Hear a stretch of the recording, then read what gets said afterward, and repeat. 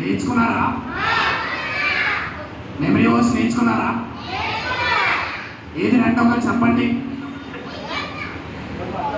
చెప్పు.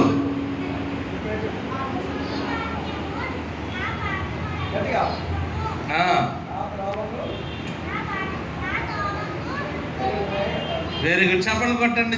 చాలా బాగా చెప్పింది. ఓకే, చూసావా మా పిల్లలు ఎంత బాగా ఖండద్వాక్యం నేర్చుకున్నారో. స్వీట్ ఇలా కాకుండా బాగా చెప్పిందని ఆ పాప. స్వీట్ ఇలా కాకుండా బాగా చెప్పిందా?